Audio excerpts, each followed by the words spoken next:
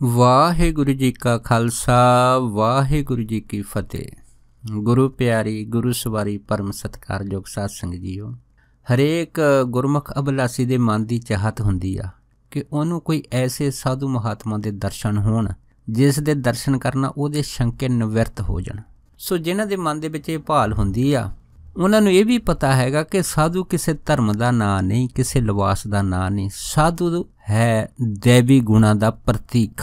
ਜਿਹਦੇ ਅੰਦਰ ਦੈਵੀ ਗੁਣ ਪ੍ਰਧਾਨ ਹੋਣ ਉਸ ਸਾਧੂ ਨੂੰ ਚਾਹੇ ਉਹ ਕਿਸੇ ਵੀ ਧਰਮ ਦਾ ਜਾਂ ਲਿਬਾਸ ਦਾ ਧਾਰਨੀ ਹੋਵੇ, ਉਸ ਨੂੰ ਨਮਸਕਾਰ ਬਣਨੀ ਹੀ ਯੋਗ ਹੈਗੀ ਆ। ਸੋ ਇਹੋ ਜਿਹੇ ਜਿਹੜੇ ਸਾਧੂ ਹੁੰਦੇ ਆ, ਇਹਨਾਂ ਸਾਧੂਆਂ ਦੀਆਂ ਅਵਸਥਾ ਬੜੀਆਂ ਉੱਚੀਆਂ ਹੁੰਦੀਆਂ ਅਤੇ ਇਹਨਾਂ ਦੇ ਜੀਵਨ ਦੇ ਬਹੁਤ ਸਾਰੇ ਜਿਹੜੇ ਕ੍ਰਿਸ਼ਮੇ ਆ ਉਹਨਾਂ ਤੋਂ ਵੀ ਪਤਾ ਲੱਗ ਜਾਂਦਾ ਕਿ ਇਹਦੇ ਉੱਤੇ ਉਸ ਅਕਾਲ ਪੁਰਖ ਪਰਮੇਸ਼ਰ ਪਰਮਾਤਮਾ ਦੀ ਕਿੰਨੀ ਮਿਹਰ ਹੈਗੀ ਆ। ਸੋ ਇਸ ਤਰ੍ਹਾਂ ਨਾ ਇੱਕ ਭਾਈ ਅਮਰਜੀਤ ਸਿੰਘ ਹੋਏ ਆ। ਇਹ ਜਿਹੜੇ ਭਾਈ ਅਮਰਜੀਤ ਸਿੰਘ ਸੀਗੇ ਇਹ ਬਦਾਂਤ ਦੇ ਵਿਦਿਆਰਥੀ ਆ ਅਤੇ ਇਹ ਕਾਸ਼ੀ ਵਿੱਦਿਆ ਪੰਡਿਤ ਗਏ ਸੀਗੇ। ਇੱਕ ਵਾਰ ਇਹਨਾਂ ਨੇ ਆਪਣੇ ਇੱਕ ਜੀਵਨ ਦੀ ਬੜੀ ਸੁੰਦਰ ਘਟਨਾ ਦਾ ਵਰਣਨ ਜਿਹੜਾ ਸੀ ਉਹ ਮਹਾਂਪੁਰਖਾਂ ਨਾਲ ਸਾਂਝਾ ਕੀਤਾ। ਉਹ ਕਹਿੰਦੇ ਸੀ ਕਿ ਇੱਕ ਵਾਰੀ ਹੈ ਨਾ ਕਾਸ਼ੀ ਕੋਈ ਮਹਾਤਮਾ ਸਾਡੇ ਪਾਸ ਆਏ ਅਤੇ ਮੈਨੂੰ ਕਹਿਣ ਲੱਗੇ ਬਈ ਭਾਈ ਅਮਰਜੀਤ ਸਿੰਘ, ਅਗਰ ਤੁਸੀਂ ਕਿਸੇ ਬ੍ਰਹਮ ਗਿਆਨੀ ਦੇ ਦਰਸ਼ਨ ਕਰਨੇ ਆ ਅਤੇ ਸਾਡੇ ਨਾਲ ਕਹਿੰਦੇ ਬਿੰਦਰਾਵਨ ਚਲੇ ਜਾਓ। ਕਹਿੰਦੇ ਵੀ ਸਾਡੇ ਮਨ 'ਚ ਸੀਗਾ ਵੀ ਚਲੋ, ਬ੍ਰਹਮ ਗਿਆਨੀ ਦੀ ਅਵਸਥਾ ਹੀ ਬੜੀ ਵੱਡੀ ਹੈਗੀ ਆ, ਕਿਉਂਕਿ ਗੁਰਬਾਣੀ ਦਾ ਫਰਮਾਨ ਹੈ ਕਿ ਬ੍ਰਹਮ ਗਿਆਨੀ ਕੋ ਖੋਜੇ ਮਹੇਸਰ। ਅਗਰ ਇਹ ਮਹਾਤਮਾ ਕਹਿੰਦੇ ਆ ਅਤੇ ਭਾਈ ਫਿਰ ਤਾਂ ਦਰਸ਼ਨ ਕਰਨ ਦੇ ਨਾਲ ਹੀ ਸਭ ਤੋਂ ਵੱਡਾ ਲਾਭ ਹੋ ਜਾਂਦਾ। ਫਿਰ ਭਾਈ ਅਮਰਜੀਤ ਕਹਿੰਦੇ ਵੀ ਸਾਨੂੰ ਉਹ ਮਹਾਤਮਾ ਜਿਹੜੇ ਸੀ ਉਹ ਬਿੰਦਰਾਵਨ ਲੈ ਗਏ। ਜਦ ਕਹਿੰਦੇ ਅਸੀਂ ਗਏ ਅਤੇ ਜਿਹਨਾਂ ਮਹਾਤਮਾ ਦੇ ਕਹਿੰਦੇ ਅਸੀਂ ਦਰਸ਼ਨ ਕੀਤੇ ਉਹਨਾਂ ਨੂੰ ਸਾਰੇ ਹੈ ਨਾ ਬੇਬੇ ਵਾਲੇ ਸੰਤ ਕਹਿ ਕੇ ਮੱਥਾ ਟੇਕਦੇ ਹੁੰਦੇ ਸੀ। ਕਹਿੰਦੇ ਅਸੀਂ ਜਦੋਂ ਗਏ ਸਾਨੂੰ ਪਤਾ ਲੱਗਾ ਕਿ ਇਹ ਜਿਹੜੇ ਮਹਾਤਮਾ ਬੇਬੇ ਵਾਲੇ ਸੰਤ ਵਾ ਨਾ, ਇਹ ਕੋਈ ਵੀ ਇਨਸਾਨ ਆ ਜਾਵੇ, ਜਾਨਵਰ ਆ ਜਾਵੇ, ਇੱਥੋਂ ਤੱਕ ਅਗਰ ਕੋਈ ਕੂਕਰ ਵੀ ਆ ਜਾਵੇ, ਕਹਿੰਦੇ ਉਹਨੂੰ ਵੀ ਨਮਸਕਾਰਾਂ ਕਰਨ ਲੱਗ ਪੈਂਦੇ ਆ। ਉਹਦੇ ਨਾਲ ਵੀ ਇਸ ਤਰ੍ਹਾਂ ਦੀਆਂ ਗੱਲਾਂ ਕਰਦੇ ਆ ਜਿਵੇਂ ਬਿਲਕੁਲ ਪ੍ਰਤੱਖ ਕੋਈ ਕਿਸੇ ਦੇ ਨਾਲ ਗੱਲਬਾਤ ਕਰ ਰਿਹਾ ਹੁੰਦਾ ਹੈ। ਸੋ ਭਾਈ ਅਮਰਜੀਤ ਕਹਿੰਦੇ ਵੀ ਅਸੀਂ ਵੀ ਬੜੇ ਸ਼ਰਧਾ ਭਾਵਨਾ ਦੇ ਨਾਲ ਮੱਥਾ ਟੇਕ ਕੇ ਉਹਨਾਂ ਦੇ ਪਾਸ ਇੱਕ ਪਾਸੇ ਬੈਠ ਗਏ। ਜਦ ਕਹਿੰਦੇ ਬੈਠੇ ਆ ਅਤੇ ਕਹਿੰਦੇ ਅਚਨਚੇਤ ਇੱਕ ਕੂਕਰ ਬਾਹਰੋਂ ਆਇਆ। ਜਿਉਂ ਕਹਿੰਦੇ ਆਇਆ, ਕਹਿੰਦੇ ਉਹਨਾਂ ਨੇ ਵੀ ਉਸ ਕੂਕਰ ਦੇ ਮੂਹਰੇ ਹੱਥ ਜੋੜ ਕੇ ਕਹਿਣ ਲੱਗੇ ਵੀ ਧੰਨ ਭਾਗਾ ਤੁਸੀਂ ਸਾਨੂੰ ਦਰਸ਼ਨ ਦਿੱਤੇ ਆ, ਆਓ ਪਧਾਰੋ, ਇੱਥੇ ਪ੍ਰਸ਼ਾਦਾ ਛਕੋ। ਕਹਿੰਦੇ ਇਸ ਤਰ੍ਹਾਂ ਦੀ ਜਦੋਂ ਗੱਲਾਂ ਕਰਨ ਲੱਗ ਪਏ ਅਤੇ ਕਹਿੰਦੇ ਅਸੀਂ ਹੈਰਾਨ ਵੀ ਇਸ ਕੂਕਰ ਦੇ ਅੰਦਰ ਇਹ ਮਹਾਤਮਾ ਕੀ ਦੇਖਦੇ ਆ। ਕਹਿੰਦੇ ਕਰਦੇ ਕਰਦੇ ਉਹ ਕੂਕਰ ਜਿਹੜਾ ਸੀਗਾ ਕੁਛ ਚਿਰ ਕਹਿੰਦੇ ਨੀਵੀਂ ਪਾ ਖੜਾ ਰਿਹਾ, ਫਿਰ ਚਲੇ ਗਿਆ। ਉਸ ਤੋਂ ਬਾਅਦ ਫਿਰ ਕਹਿੰਦੇ ਉਸੇ ਹੀ ਅਸਥਾਨ ਦੇ ਅੰਦਰ 4 ਕੂਕਰ ਹੋਰ ਆਏ। ਉਹ ਜਿਹੜੇ 4 ਕੂਕਰ ਆਏ ਕਹਿੰਦੇ ਉਹ ਸਾਰੇ ਜਿਹੜੇ ਸੀ ਕੁੱਤੇ ਆਪਸ ਵਿੱਚ ਲੜਨ ਲੱਗ ਪਏ। ਜਦ ਕਹਿੰਦੇ ਲੜਨ ਲੱਗ ਪਏ ਉਹਨਾਂ ਦਾ ਸ਼ੋਰ ਜਿਹੜਾ ਸੀ ਵੱਧ ਗਿਆ। ਜਦੋਂ ਕਹਿੰਦੇ ਉਹਨਾਂ ਦਾ ਸ਼ੋਰ ਵਧਿਆ, ਸ਼ੋਰ ਸੁਣ ਕੇ ਕਹਿੰਦੇ ਉਹ ਮਹਾਤਮਾ ਜਿਹੜੇ ਸੀ ਉਹਨਾਂ ਨੂੰ ਕਹਿਣ ਲੱਗੇ, ਕਹਿੰਦੇ ਭਾਈ ਤੁਹਾਨੂੰ ਸ਼ਰਮ ਨਹੀਂ ਆਉਂਦੀ? ਤੁਸੀਂ ਕਹਿੰਦੇ ਦੇਖੋ ਸਾਧਾਂ ਦੇ ਡੇਰੇ ਦੇ ਕੂਕਰ ਆ ਅਤੇ ਤੁਹਾਨੂੰ ਤਾਂ ਕਥਾ ਸੁਣਨੀ ਚਾਹੀਦੀ ਆ, ਤੁਸੀਂ ਉਲਟਾ ਹੀ ਕਹਿੰਦੇ ਆਪਸ ਵਿੱਚ ਲੜਨਾ ਸ਼ੁਰੂ ਕਰ ਦਿੱਤਾ ਹੈਗਾ। ਅਗਰ ਤੁਸੀਂ ਕਹਿੰਦੇ ਆਰਾਮ ਨਾਲ ਦੇ ਨਾਲ ਨਹੀਂ ਬੈਠੋਗੇ ਤਾਂ ਕਹਿੰਦੇ ਫਿਰ ਹੋਰ ਕੌਣ ਬੈਠੂਗਾ? ਜਦੋਂ ਕਹਿੰਦੇ ਇਹ ਜਿਹੜੇ ਸੀ ਲਫ਼ਜ਼ ਉਹਨਾਂ ਮਹਾਤਮਾ ਨੇ, ਇਹ ਜਿਹੜੇ 4 ਕੂਕਰ ਆਪਸ ਵਿੱਚ ਬੁਰੀ ਤਰ੍ਹਾਂ ਲੜ ਰਹੇ ਸੀ, ਜਦ ਇਹਨਾਂ ਨੂੰ ਕਹੇ ਆ, ਕਹਿੰਦੇ ਇਹ ਲਫ਼ਜ਼ ਕਹਿਣ ਦੇ ਨਾਲ ਹੀ ਕਹਿੰਦੇ ਉਹ ਚਾਰੇ ਦੇ ਚਾਰੇ ਕੂਕਰ ਚੁੱਪ ਕਰਕੇ ਸ਼ਾਂਤ ਹੋ ਕੇ ਉਹਨਾਂ ਦੇ ਸਾਹਮਣੇ ਖੜ ਗਏ। ਜਦ ਖੜ ਗਏ ਤਾਂ ਕਹਿੰਦੇ ਫਿਰ ਕਹਿੰਦੇ ਅਸੀਂ ਦੇਖ ਕੇ ਬੜੇ ਹੈਰਾਨ ਹੋਏ ਵੀ ਕਮਾਲ ਹੈ, ਕੂਕਰ ਵੀ ਇਹਨਾਂ ਦੀ ਬੋਲੀ ਨੂੰ ਸਮਝਦੇ ਆ।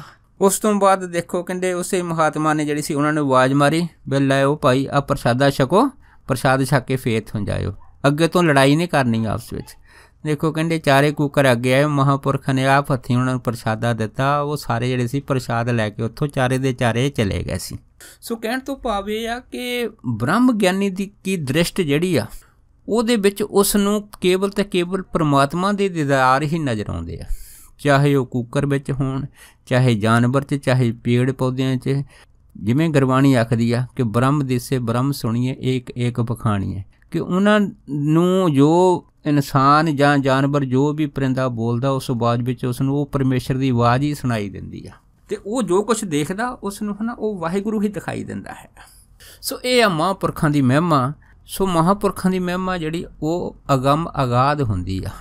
ਸੋ ਇਸੇ ਤਰ੍ਹਾਂ ਇੱਕ ਮਹਾਂਪੁਰਖ ਦੱਸਦੇ ਸੀ, ਕਹਿੰਦੇ ਕਿ ਅਸੀਂ ਜਿਹੜੇ ਮਹਾਂਪੁਰਖਾਂ ਤੋਂ ਨਾਮਦਾਨ ਲਿਆ ਸੀ ਉਹਨਾਂ ਟਾਈਮਾਂ ਦੇ ਵਿੱਚ, ਕਹਿੰਦੇ ਅਸੀਂ ਉਹਨਾਂ ਨੂੰ ਹੈ ਨਾ ਸਰਕਾਰ ਜੀ ਕਰਕੇ ਆਖਦੇ ਹੁੰਦੇ ਸੀਗੇ। ਸਰਕਾਰ ਜੀ ਕਹਿਣਾ ਬੜਾ ਸਤਿਕਾਰਯੋਗ ਸ਼ਬਦ ਹੈਗਾ। ਆਪਣੇ ਗੁਰਦੇਵ ਨੂੰ ਕਿਸੇ ਵੀ ਨਾਮ ਦੇ ਨਾਲ ਪੁਕਾਰ ਦੇਣਾ, ਇਹ ਵੀ ਜਿਹੜੀ ਹੈ ਨਾ ਗੁਰੂ ਦੀ ਪ੍ਰਸੰਨਤਾ ਉਸ ਜਗਿਆਸੂ ਨੂੰ ਹਾਸਲ ਕਰਾਉਂਦਾ ਹੈਗਾ। ਕਹਿੰਦੇ ਇੱਕ ਦਿਨ ਕਹਿੰਦੇ ਮੇਰੇ ਜਿਹੜੇ ਸਰਕਾਰ ਗੁਰੂ ਸੀਗੇ ਗੁਰਦੇਵ ਕਹਿੰਦੇ ਮੈਨੂੰ ਕਹਿਣ ਲੱਗੇ ਬਈ ਮੇਰੇ ਹੈ ਨਾ ਜਿਹੜੇ ਗੁਰਦੇਵ ਹੈਗੇ, ਭਾਵ ਕਿ ਮੇਰੇ ਗੁਰੂ ਦੇ ਗੁਰੂ, ਕਹਿੰਦੇ ਸਾਨੂੰ ਪਤਾ ਲੱਗਾ ਕਿ ਉਹ ਹਰਿਦੁਆਰ ਜਿਹੜੇ ਆ ਕਿਸੇ ਜੰਗਲ ਦੇ ਅਸਥਾਨ ਦੇ ਵਿੱਚ ਆਇਓ ਆ ਅਤੇ ਆਪਾਂ ਉੱਥੇ ਦਰਸ਼ਨ ਕਰਨ ਚੱਲੀਏ। ਕਹਿੰਦੇ ਜਦੋਂ ਮੇਰੀ ਸਰਕਾਰ ਨੇ ਮੈਨੂੰ ਇਹ ਗੱਲ ਕਹੀ ਤਾਂ ਮੇਰੇ ਵੀ ਮਨ ਦੇ ਵਿੱਚ ਜਿਹੜੀ ਸੀ ਉਹ ਯਕਦਮ ਇਹ ਲਾਲਸਾ ਜਾਗੀ ਕਿ ਕਿਉਂ ਨਾ ਹੋਵੇ ਮੈਂ ਆਪਣੇ ਸਰਕਾਰ ਦੇ ਗੁਰੂ ਦੇ ਦਰਸ਼ਨ ਕਰਾਂ ਜਿਨ੍ਹਾਂ ਤੋਂ ਇਹਨਾਂ ਨੇ ਨਾਮ ਦੇਖਿਆ ਲਈ ਆ। ਕਹਿੰਦੇ ਉਹਨਾਂ ਟਾਈਮਾਂ ਦੇ ਵਿੱਚ ਕੋਈ ਆਉਣ ਜਾਣ ਦਾ ਸਾਧਨ ਨਹੀਂ ਸੀ, ਪਰ ਇੱਕ ਜੋ ਬੈਂਕ ਮੈਨੇਜਰ ਸੀਗਾ ਉਹਨਾਂ ਟਾਈਮਾਂ ਦੇ ਵਿੱਚ, ਕਹਿੰਦੇ ਉਹ ਸਰਕਾਰ ਜੀ ਦਾ ਹੀ ਸ਼ਾਗਿਰਦ ਸੀਗਾ, ਉਹਦੇ ਪਾਸ ਉਹਨਾਂ ਟਾਈਮਾਂ ਦੇ ਵਿੱਚ ਜੀਪ ਸੀਗੀ। ਕਹਿੰਦੇ ਵੀ ਅਸੀਂ ਹੈ ਨਾ ਸੁਨੇਹਾ ਦੇ ਦਿੱਤਾ, ਉਹ ਮੈਨੇਜਰ ਨੇ ਜਿਹੜਾ ਸੀਗਾ ਕਹਿੰਦੇ ਆਪਣਾ ਡਰਾਈਵਰ ਭੇਜ ਦਿੱਤਾ ਅਤੇ ਉਹ ਜੀਪ ਲੈ ਕੇ ਆ ਗਿਆ। ਕਹਿੰਦੇ ਮੈਂ, ਮੇਰੇ ਨਾਲ 3-4 ਸਾਥੀ ਹੋਰ ਅਤੇ ਸਾਡੇ ਗੁਰਦੇਵ ਸਰਕਾਰ, ਕਹਿੰਦੇ ਅਸੀਂ ਸਾਰੇ ਜਣੇ ਉੱਥੇ ਚਲੇ ਗਏ। ਜਾਂ ਹਰਿਦੁਆਰ ਤੋਂ ਅੱਗੇ ਗਏ, ਜਿਸ ਅਕਾਂਤ ਦੇ ਵਿੱਚ ਕਹਿੰਦੇ ਸਾਡੇ ਗੁਰੂ ਜਿਹੜੇ ਆਏ ਸੀ ਉੱਥੇ ਜਾ ਕੇ ਅਸੀਂ ਦਰਸ਼ਨ ਕੀਤੇ, ਦੇਖ ਕੇ ਕਹਿੰਦੇ ਅਸੀਂ ਨਿਹਾਲ ਹੋ ਗਏ। ਪਰ ਜੋ ਗੱਲਬਾਤ ਕਹਿੰਦੇ ਸਰਕਾਰ ਅਤੇ ਮੇਰੇ ਗੁਰੂ ਨੇ ਕੀਤੀ ਉਹ ਆਪਸ ਵਿੱਚ ਕਹਿੰਦੇ ਉਹ ਤਾਂ ਸਾਨੂੰ ਕੋਈ ਗਿਆਨ ਨਹੀਂ ਆ, ਪਰ ਕਾਫੀ ਚਿਰ ਕਹਿੰਦੇ ਦੋਨੇ ਬੈਠ ਕੇ ਜਿਹੜੇ ਸੀ ਉਹ ਆਪਸ ਵਿੱਚ ਵਿਚਾਰ ਕਰਦੇ ਰਹੇ ਆ। ਉਸ ਤੋਂ ਬਾਅਦ ਕਹਿੰਦੇ ਫਿਰ ਜਦੋਂ ਅਸੀਂ ਤੁਰਨ ਲੱਗੇ ਅਤੇ ਉਹ ਜਿਹੜੀ ਜੀਪ ਸੀਗੀ ਕਹਿੰਦੇ ਪੈਂਚਰ ਹੋ ਗਈ। ਜਦ ਜੀਪ ਪੈਂਚਰ ਹੋ ਗਈ, ਇੱਕ ਕਹਿੰਦੇ ਜੀਪ ਦੇ ਅੰਦਰ ਸਟਿੱਪਣੀ ਸੀਗੀ ਅਤੇ ਉਹ ਜਿਹੜੀ ਸਟੱਪਣੀ ਸੀਗੀ ਕਹਿੰਦੇ ਉਹ ਕੱਢ ਕੇ ਤਾਂ ਜਿਹੜੀ ਉਹ ਬਦਲ ਦਿੱਤੀ ਅਤੇ ਜਿਹੜਾ ਪੈਂਚਰ ਵਾਲਾ ਟਾਇਰ ਸੀਗਾ ਵਾਪਸ ਜਿਹੜਾ ਸੀ ਅੰਦਰ ਰੱਖ ਦਿੱਤਾ ਗਿਆ। ਇਸ ਤਰ੍ਹਾਂ ਕਹਿੰਦੇ ਜਦੋਂ ਅਸੀਂ ਚੱਲੇ ਹਾਂ ਰਸਤੇ ਦੇ ਵਿੱਚ ਚੱਲਦੇ ਚੱਲਦੇ ਦੂਸਰਾ ਟਾਇਰ ਵੀ ਪੈਂਚਰ ਹੋ ਗਿਆ। ਜਦੋਂ ਕਹਿੰਦੇ ਦੂਸਰਾ ਟਾਇਰ ਪੈਂਚਰ ਹੋ ਗਿਆ ਅਤੇ ਜੀਪ ਡਰਾਈਵਰ ਨੇ ਰੋਕ ਦਿੱਤੀ ਅਤੇ ਰੋਕ ਕੇ ਕਹਿਣ ਲੱਗਾ ਵੀ ਕਮਾਲ ਹੋ ਗਈ ਆ, ਇੱਕ ਤਾਂ ਟਾਇਰ ਪਹਿਲਾਂ ਪੈਂਚਰ ਹੋਇਆ ਸੀਗਾ ਅਤੇ ਉਹ ਸਟਿੱਪਣੀ ਲਾ ਕੇ ਬਦਲ ਦਿੱਤਾ ਹੈਗਾ, ਹੁਣ ਉਹ ਸਟਿੱਪਣੀ ਪੈਂਚਰ ਗੱਡੀ 'ਚ ਰੱਖ ਦਿੱਤੀ ਆ, ਪਰ ਹੁਣ ਦੂਸਰਾ ਟਾਇਰ ਵੀ ਪੈਂਚਰ ਹੋ ਗਿਆ। ਹੁਣ ਸ਼ਾਮ ਦਾ ਵਕਤ ਹੈਗਾ, ਵੈਸੇ ਵੀ ਠੰਡ ਦਾ ਸਮਾਂ ਹੈਗਾ, ਸਵੇਰੇ ਅਸੀਂ ਆਪਣੇ ਸਥਾਨ 'ਤੇ ਜਾਣਾ ਹੈਗਾ ਅਤੇ ਪਰ ਲੱਗਦਾ ਹੈਗਾ ਕਿਉਂਕਿ ਹੁਣ ਹਨੇਰਾ ਹੋਣ ਕਰਕੇ ਬਾਕੀ ਸਾਰੇ ਜਿਹੜੀਆਂ ਦੁਕਾਨਾਂ ਬੰਦ ਹੋ ਗਈਆਂ, ਬਾਕੀ ਆਲੇ ਦੁਆਲੇ ਉਸ ਇਲਾਕੇ ਵਿੱਚ ਪੈਂਚਰ ਦੀ ਦੂਰ ਤੱਕ ਕੋਈ ਦੁਕਾਨ ਨਹੀਂ ਸੀਗੀ ਅਤੇ ਇਸ ਕਰਕੇ ਡਰਾਈਵਰ ਸਾਹਿਬ ਕਹਿਣ ਲੱਗੇ ਕਿ ਵੀ ਅੱਜ ਦੀ ਰਾਤ ਲੱਗਦਾ ਸਾਨੂੰ ਇੱਥੇ ਕੱਟਣੀ ਪਊਗੀ। ਅਤੇ ਜਦ ਕਹਿੰਦੇ ਵੀ ਉਹਨੇ ਇਹ ਗੱਲ ਕਹੀ ਅਤੇ ਕਹਿੰਦੇ ਉਸ ਤੋਂ ਬਾਅਦ ਜਿਹੜੇ ਨਾਲ ਦੇ ਮੇਰੇ ਸ਼ਾਗਿਰਦ ਮੇਰੇ ਮਿੱਤਰ ਸੀਗੇ, ਕਹਿੰਦੇ ਉਹ ਕਹਿਣ ਲੱਗੇ ਸਰਕਾਰ ਨੂੰ ਬਈ ਰਾਤ ਤਾਂ ਅਸੀਂ ਕੱਟਣ ਦੀ ਕੋਈ ਗੱਲ ਨਹੀਂ ਹੈ, ਇਸੇ ਤਰ੍ਹਾਂ ਜੀਪ ਵਿੱਚ ਬੈਠ ਕੇ ਜਿਵੇਂ ਕਿਵੇਂ ਸਮਾਂ ਗੁਜ਼ਾਰ ਲਵਾਂਗੇ, ਪਰ ਸਵੇਰੇ ਜੋ ਮਰਜ਼ਾਦਾ ਹੈਗੀ ਆ ਉਹ ਜਿਹੜੀ ਮਰਜ਼ਾਦਾ ਹੈਗੀ ਆ ਕਿ ਉਹ ਕੌਣ ਕਰੂਗਾ। ਜਦ ਕਹਿੰਦੇ ਵੀ ਇੰਨੀ ਗੱਲ ਹੋਈ ਆ ਅਤੇ ਫਿਰ ਕਹਿੰਦੇ ਵੀ ਮੇਰੀ ਜਿਹੜੀ ਗੁਰਦੇਵ ਸਰਕਾਰ ਜਿਹਨਾਂ ਨੂੰ ਕਹਿੰਦੇ ਸੀ ਉਹ ਕਹਿਣ ਲੱਗੇ ਵੀ ਗੱਲ ਤਾਂ ਠੀਕ ਆ, ਕੁਛ ਵੀ ਹੋ ਜਾਵੇ ਮਰਜ਼ਾਦਾ ਤਾਂ ਛੱਡੀ ਨਹੀਂ ਜਾ ਸਕਦੀ, ਜੋ ਨੇਮ ਹੈਗਾ ਸਾਡੇ ਧਰਮ ਦਾ ਨੇਮ ਤਾਂ ਨਹੀਂ ਛੱਡਿਆ ਜਾ ਸਕਦਾ ਹੈਗਾ। ਫਿਰ ਕਹਿੰਦੇ ਵੀ ਅਸੀਂ ਕਿਹਾ ਵੀ ਹੁਣ ਕੀ ਕਰੀਏ, ਪਰ ਡਰਾਈਵਰ ਕਹਿਣ ਲੱਗਾ ਵੀ ਹੁਣ ਤਾਂ ਕਿਸੇ ਤਰ੍ਹਾਂ ਜੀਪ ਚੱਲ ਨਹੀਂ ਸਕਦੀ, ਪਰ ਕਹਿੰਦੇ ਮੇਰੇ ਜਿਹੜੇ ਗੁਰਦੇਵ ਸਰਕਾਰ ਸੀਗੇ ਉਹ ਕਹਿੰਦੇ ਡਰਾਈਵਰ ਨੂੰ ਕਹਿਣ ਲੱਗੇ ਕਹਿੰਦੇ ਕੋਈ ਗੱਲ ਨਹੀਂ ਤੂੰ ਫਿਕਰ ਨਾ ਕਰ, ਕਹਿੰਦੇ ਕੋਈ ਨਾ ਕੋਈ ਬੰਦੋਬਸਤ ਆਪੇ ਉਹ ਸਰਕਾਰ ਕਰੂਗੀ। ਜਦੋਂ ਕਹਿੰਦੇ ਇੰਨੀ ਕਹਿਣ ਦੀ ਢੇਰ ਸੀ, ਕਹਿੰਦੇ ਸਰਕਾਰ ਜਿਹੜੇ ਸੀ ਕਹਿੰਦੇ ਕੁਛ ਚਿਰ ਚੁੱਪ ਰਹੇ ਅਤੇ ਬਾਅਦ 'ਚ ਸਾਨੂੰ ਯਕਦਮ ਕਹਿਣ ਲੱਗੇ ਕਹਿੰਦੇ ਭਾਈ ਇਸ ਤਰ੍ਹਾਂ ਕਰੋ ਸਾਰੇ ਜਾਣੇ ਗੱਡੀ 'ਚ ਬੈਠ ਜਾਓ। ਕਹਿੰਦੇ ਉਹਨਾਂ ਦਾ ਹੁਕਮ ਮੰਨ ਕੇ ਅਸੀਂ ਸਾਰੇ ਜਾਣੇ ਗੱਡੀ 'ਚ ਬੈਠੇ।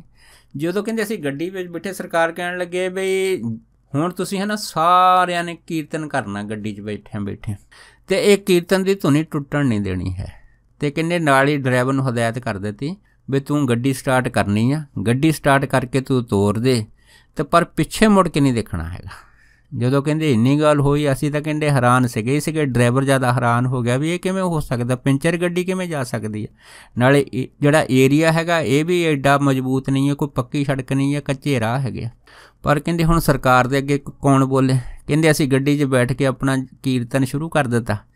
ਜਦ ਕਹਿੰਦੇ ਰੱਬ ਦੀ ਸਿਫਤ ਵਿੱਚ ਅਸੀਂ ਕੀਰਤਨ ਉੱਚੀ ਉੱਚੀ ਕਰਨ ਲੱਗ ਪਏ ਅਤੇ ਡਰਾਈਵਰ ਨੇ ਗੱਡੀ ਸਟਾਰਟ ਕੀਤੀ। ਜਿਉਂ ਗੱਡੀ ਸਟਾਰਟ ਹੋਈ ਗੱਡੀ ਤਾਂ ਕਹਿੰਦੇ ਇਸ ਤਰ੍ਹਾਂ ਚੱਲ ਪਈ ਜਿਵੇਂ ਫੁੱਲ ਟਾਇਰ ਦੇ ਨਾਲ ਚੱਲਦੀ ਹੁੰਦੀ ਆ। ਕਹਿੰਦੇ ਕਰਦੇ ਕਰਦੇ ਗੱਡੀ ਜਿਹੜੀ ਸੀ ਉਹ ਚੁੱਪ ਕਰਕੇ ਕਹਿੰਦੇ ਚੱਲੀ ਗਈ। ਇੱਕ ਜਗ੍ਹਾ ਕਹਿੰਦੇ ਵੀ ਗੱਡੀ ਜਿਹੜੀ ਸੀ ਉੱਪਰ ਥੱਲੇ ਹੋਈ। ਜਦ ਕਹਿੰਦੇ ਉਹ ਜਿਹੜਾ ਉੱਪਰ ਸੜਕ ਆਈ ਸੀ ਜਿਹਦਾ ਕੁਛ ਪਾਸਾ ਉੱਚਾ ਸੀ ਕੁਛ ਨੀਵਾਂ ਸੀਗਾ ਅਤੇ ਉਹਦੇ ਵਿੱਚ ਬਹੁਤ ਜ਼ਿਆਦਾ ਖੜਬੜੇ ਜਿਹੇ ਸੀਗੇ ਅਤੇ ਗੱਡੀ ਜਿਹਦੀ ਕਹਿੰਦੇ ਜਦੋਂ ਅਪ ਡਾਊਨ ਹੋਈ ਉੱਥੋਂ ਅਤੇ ਕੁਦਰਤੀ ਕਹਿੰਦੇ ਡਰਾਈਵਰ ਨੂੰ ਮਹਾਂਪੁਰਖਾਂ ਨੇ ਕਿਹਾ ਸੀਗਾ ਕਿ ਤੂੰ ਪਿੱਛੇ ਨਹੀਂ ਦੇਖਣਾ ਹੈਗਾ, ਪਰ ਕਹਿੰਦੇ ਵੀ ਉਸ ਡਰਾਈਵਰ ਨੇ ਨਾ ਸ਼ੀਸ਼ੇ ਵਿੱਚ ਦੀ ਜਿਹੜਾ ਟਾਇਰ ਪੈਂਚਰ ਸੀਗਾ ਉਸ ਨੂੰ ਦੇਖ ਲਿਆ।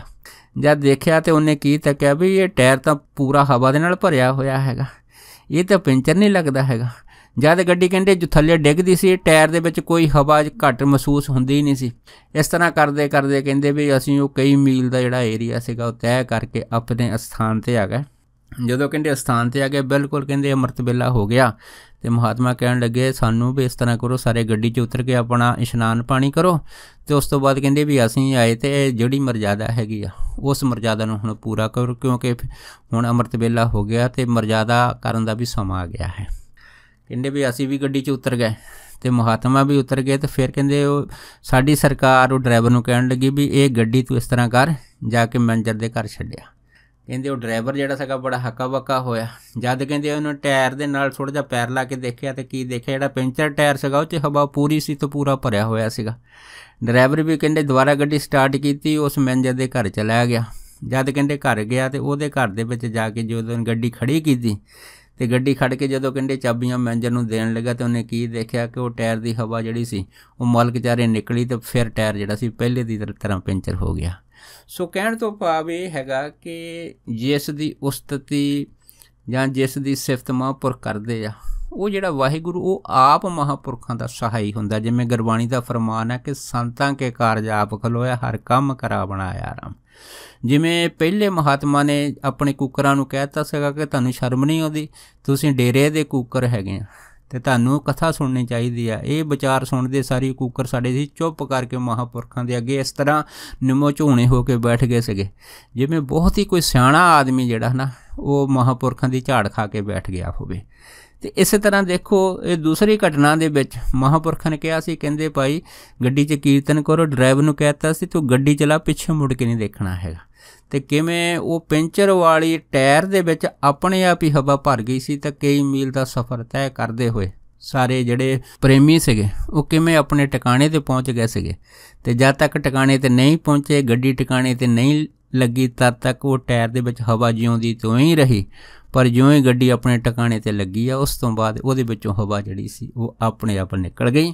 ਸੋ ਇਹੋ ਜਿਹੀਆਂ ਜਿਹੜੀਆਂ ਅਚਰਜ ਘਟਨਾਵਾਂ ਹੈਗੀਆਂ ਇਹ ਮਹਾਂਪੁਰਖਾਂ ਦੇ ਨਾਲ ਅਕਸਰ ਆਮ ਤੌਰ 'ਤੇ ਹੁੰਦੀਆਂ ਰਹਿੰਦੀਆਂ ਹੈ। ਕਿਉਂਕਿ ਮਹਾਂਪੁਰਖਾਂ ਦਾ ਜੋ ਵਿਸ਼ਵਾਸ, ਜੋ ਪ੍ਰੇਮ, ਜੋ ਸ਼ਰਧਾ ਉਸ ਵਾਹਿਗੁਰੂ ਵਿੱਚ ਹੈ ਤੇ ਵਾਹਿਗੁਰੂ ਦਾ ਪ੍ਰੇਮ, ਸ਼ਰਧਾ ਤੇ ਵਿਸ਼ਵਾਸ ਆਪਣੇ ਮਹਾਤਮਾ ਵਿੱਚ ਹੁੰਦੀ ਆ। ਸੋ ਦੋਨੇ ਇੱਕ ਦੂਸਰੇ ਦੇ ਨਜ਼ਦੀਕ ਇਸ ਤਰ੍ਹਾਂ ਹੁੰਦੇ ਆ ਜਿਵੇਂ ਤਾਣਾ ਬਾਣਾ ਹੋਵੇ। ਸੋ ਦਾਸ ਇੰਨੇ ਹੀ ਵਚਨ ਕਰਦਾ ਹੋਇਆ ਖਿਮਾ ਦਾ ਜਾਚਕੋ ਆ ਜੀ, ਹੋਈਆਂ ਬੇਅੰਤ ਭੁੱਲਾਂ ਚੁੱਕਾਂ ਦੀ ਖਿਮਾ ਬਖਸ਼ਣੀ। ਸੋ ਫਤਿਹ ਬੁਲਾਓ। ਵਾਹਿਗੁਰੂ ਜੀ ਕਾ ਖਾਲਸਾ, ਵਾਹਿਗੁਰੂ ਜੀ ਕੀ ਫਤਿਹ।